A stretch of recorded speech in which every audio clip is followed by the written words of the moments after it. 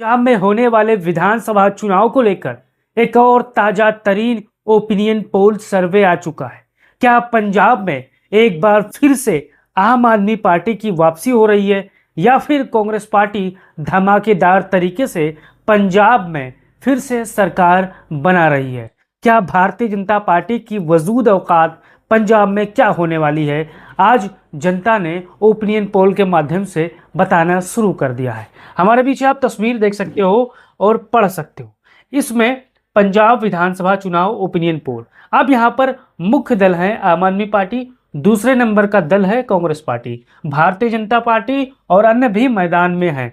लेकिन पंजाब में भारतीय जनता पार्टी का कोई ज़्यादा महत्व नहीं है, क्योंकि जब भी आप इतिहास उठाकर देखोगे तो यहाँ पर कांग्रेस पार्टी और अन्य जो पंजाबियत की दल है, जो पंजाब की दल है, वो मजबूती के साथ उभरे हैं।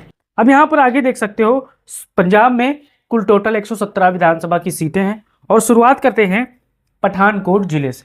पठानकोट जिले में 13 विधानसभा की सीटें हैं और ये ओपिनियन पोल का दावा है कि एक सीट आम आदमी पार्टी को और कांग्रेस पार्टी को एक सीट, और यहाँ पर भारतीय जनता पार्टी के खाते में पठानकोट की एक सीट जा सकती है।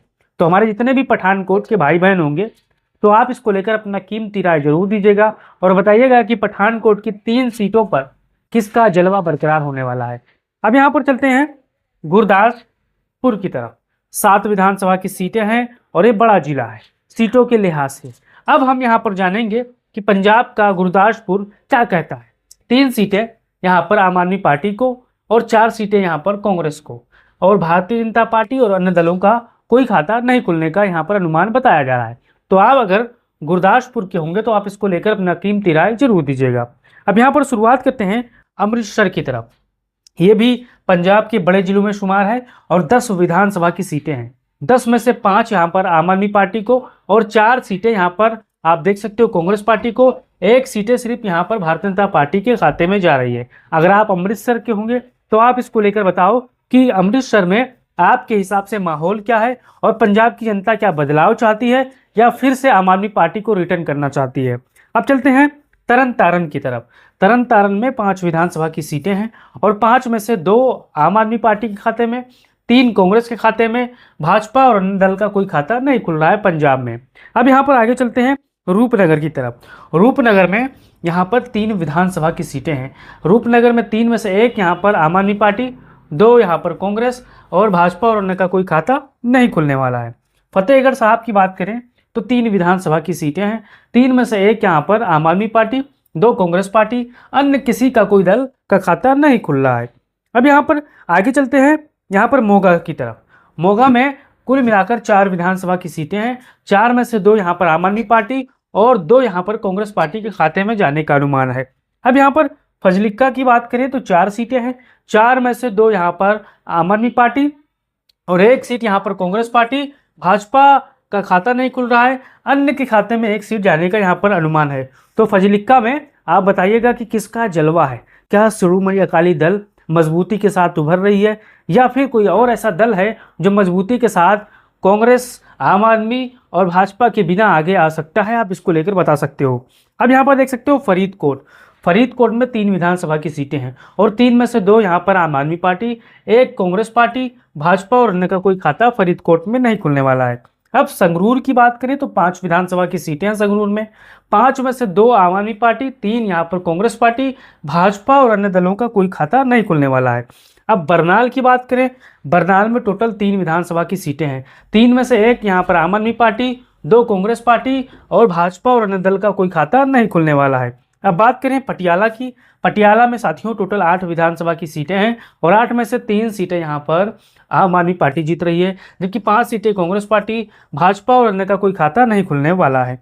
कपूरथला की बात करें, कपूरथला में 4 सीटें हैं। 4 में से 1 यहाँ पर आम आदमी पार्टी, 2 यहाँ पर कांग्रेस, भाजपा का खाता नहीं खुल रहा है, अन्य के खाते में कपूरथला की 1 सीट जाने का अनुमान बताया जा रहा है।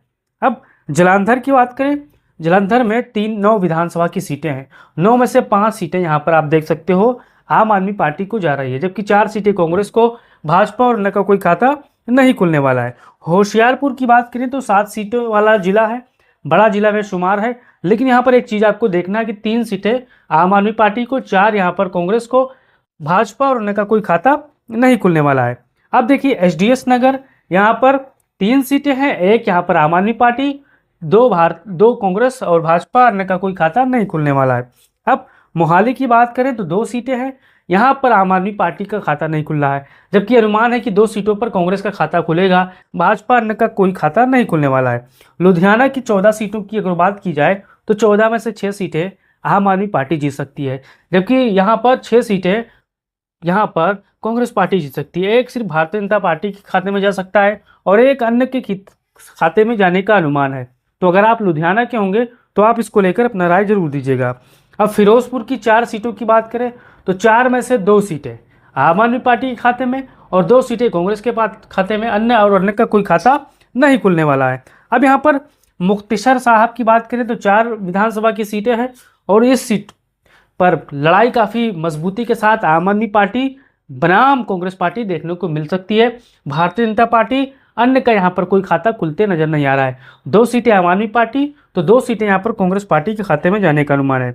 भटिंडा की 6 सीटों की बात की जाए तो ये जिला काफ़ी फेमस है। अगर आप भटिंडा जिले के होंगे तो आप बताइए कि आम आदमी पार्टी की क्या वैल्यू वकार है और कांग्रेस की वापसी होने की उम्मीद क्या है।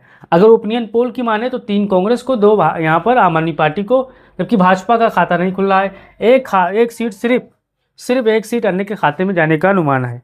अब यहाँ पर मनसा की बात करें तो 3 विधानसभा की सीटें हैं और 3 में से 1 सीटें आम आदमी पार्टी को, 2 सीटें यहाँ पर कांग्रेस को, भाजपा अन्य का कोई खाता नहीं खुलने वाला है।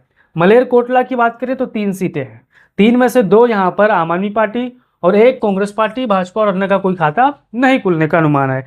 अब यहाँ पर टोटल बात करें 117 विधानसभा सीटों की ओपिनियन पोल है। जनता महंगाई को लेकर, बेरोजगारी को लेकर पंजाब की जनता उग्र हो चुकी है और यहाँ पर जो नतीजे निकल के आए हैं ओपिनियन पोल का, वो अनुमान बता रहे हैं कि आम आदमी पार्टी 117 में से 50 सीटें जीत सकती है और यहाँ पर कांग्रेस पार्टी 60 सीटें जीत सकती है और अन्य यहाँ पर भारतीय जनता पार्टी को 3 सीटें मिल सकती है, अन्य के खाते में 4 सीटें जाने का अनुमान है। तो हमारे जितने भी पंजाब के साथी होंगे, आप अपना राय दीजिए और बताइए क्या आम आदमी पार्टी के खिलाफ पंजाब में एंटी इनकम्बेंसी है, सत्ता विरोधी लहर है, क्या पंजाब में कांग्रेस पार्टी वापसी कर सकती है या आंकड़ा और बढ़ सकता है या घट सकता है? आप इसको कैसे देखते हैं? अपना निष्पक्ष तरीके से राय दीजिए और बताइए कि पंजाब में क्या महंगाई पर, बेरोजगारी पर 2027 में विधानसभा चुनाव होंगे? अपना कीमती राय जरूर दीजिएगा और बताइएगा कि आपका अनुमान और आपका राय क्या है। जय हिंद।